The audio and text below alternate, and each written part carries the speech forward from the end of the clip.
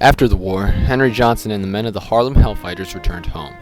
Although initially celebrated as heroes, the glory faded quickly as they tried to settle back into their lives as both veterans and Americans.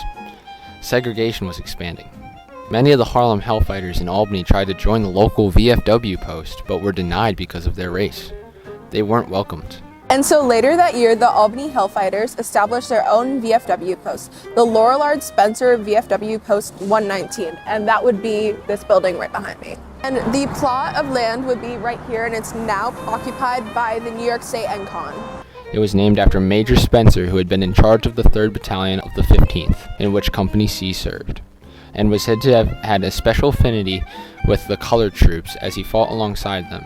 Because of his wounds, Henry Johnson was not able to return to work. He suffered from injuries to his head, lip, hip, hand, thigh, arm, and both feet, but his left foot had shattered and had a metal plate put in.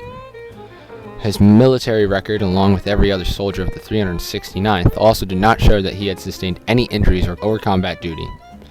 This meant he couldn't receive a Purple Heart or disability pay or even a combat pension. Because of this, he fell into depression and started drinking. His wife and 3 kids ended up leaving. The United States Army saw a way they could use Johnson to promote the Army and recruit black soldiers. They asked him to give speeches falsely applauding the Army for its opportunity and a reflection of how segregation resulted in equality. In St. Louis in 1919 he spoke, but went off the script he was assigned.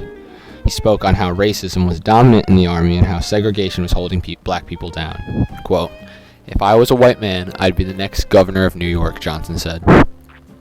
The United States Army dumped him in St. Louis and didn't even pay him. He suffered from tuberculosis and myocarditis and died of a heart attack in July of 1929. He never made it back to Albany. Everyone had thought that Henry Johnson was buried in an unmarked, anonymous grave in Albany for 72 years until they found out he had been buried in Arlington National Cemetery. He was finally awarded the Purple Heart in 1996, 78 years after he was wounded, by President Clinton, and the Distinguished Service Cross in 2002 by President Bush. On June 2, 2015, President Barack Obama presented Henry Johnson with the Medal of Honor. Finally, Fort Polk was just renamed Fort Johnson to honor Sergeant Henry Johnson.